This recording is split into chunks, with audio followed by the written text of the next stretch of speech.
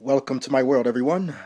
This is Like It or Not with Michael Lane, and Michael Lane is who I be. Let me get a little quick thing. I sat back, I chilled, and I waited to do this video on this gorilla that was killed. Uh, I know there was a lot of people, and I'm going to respond to those people, including the mother herself. I'm going to get the information here, including the mother herself, which her name is Michelle Gregg. And so Michelle Gregg posted on her Facebook page defending herself. And she was saying the same things that people that were defending her would say. So I'm going to just read it quickly. She said to her detractors like me that allowed that 4-year-old boy to go in there. And I say allow for a reason. She says, quote, "As a society, we are quick to judge how a parent could take their eyes off their child. And if anyone knows me, I keep a tight watch on my kids. Accidents happen, but I am thankful that the right people were in the right place today or that day." Accidents. Taking their eyes off their child. And that's what people were saying. Now I have two amazing points that will shoot those points down that people make. The argument that people make.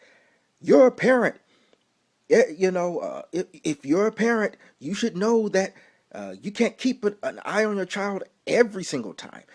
Sometimes the kids, they can be rambunctious and they can do this and they can do that and they can slip from your eyes the next second. Kids can be very quick. Yeah. Now there's some people that say, well, I made a mistake and my kid ran off on me in the park. My kid ran off on me in the store. My kid ran off on me here and there. It happens. But here's one of my big important points why Michelle Gregg should be indicted for child endangerment. Number one is that she wasn't at the store. She wasn't in a park. She wasn't in a parking lot. She wasn't at a department store. She wasn't in a carnival.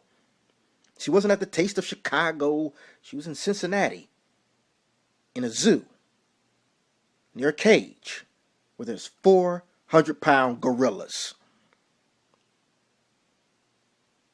Have you lost your child, Michael? No, I haven't. Especially in the tight situation where I know I have to keep a close eye on children. I have 2 kids. Never left my side. I give them that look if they thought about it. But I'm looking at them to give them that look.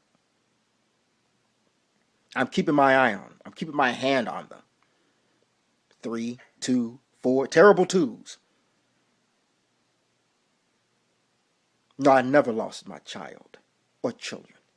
Even the kids, I dated a woman before who had an elementary school. In other words, she had a lot of young kids popping out of her.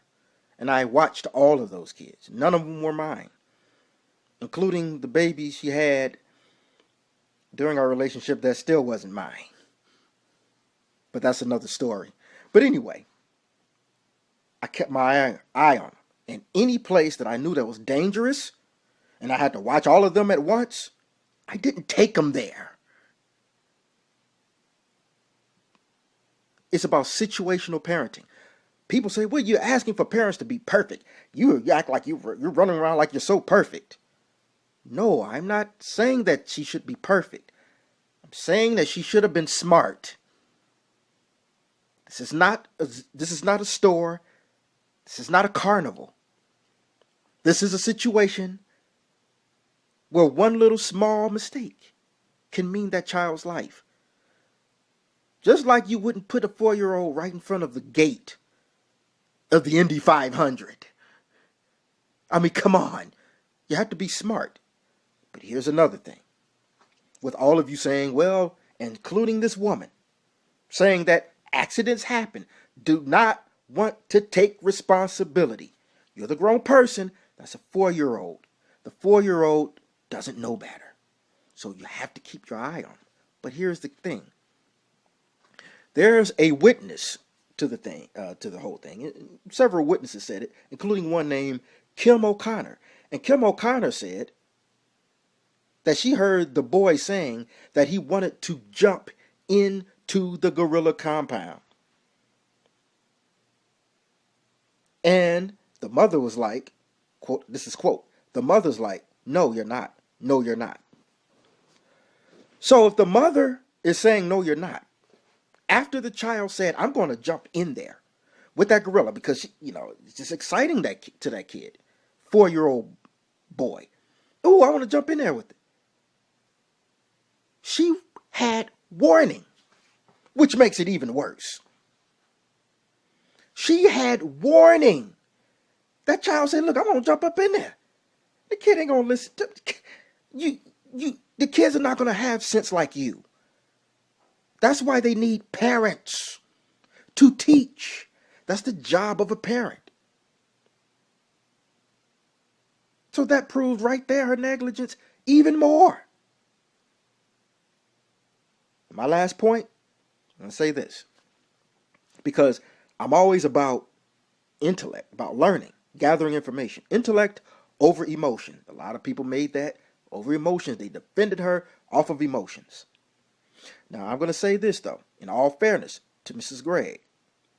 Everybody's hollering about her, she should be indicted or she should be arrested or charged. She should be charged. I agree with that. But no one said that about other parents. And I don't play the race card, but there's been white parents that left their kid, like here in Chicago. The kid fell right in the gorilla cage, and thank God both are okay. The gorilla wasn't killed, and the kid is okay. But no one was screaming that parent should be charged. So we need to be fair. We need to be right across the board. Because I don't see race, I don't see color, I don't see skin tone, I don't see religion, I don't see none of that stuff. If you are neglectful, you should be charged. She was irresponsible. She doesn't want to take the blame. She doesn't want to face responsibility. And that, my friend, is even a bigger crime after what happened. Emotions will never win. You have to have the intellect. So I respectfully disagree with a lot of my friends and some of these people who came at me on Facebook. Respectfully disagree. I just proved that you were wrong. Like it or not, and guess what? She's not going to be charged. And guess who got the scrutiny? The father, about his criminal record, which has nothing to do with what happened. Always attack the man and let the woman skate on by. Wake up, dudes, like it or not.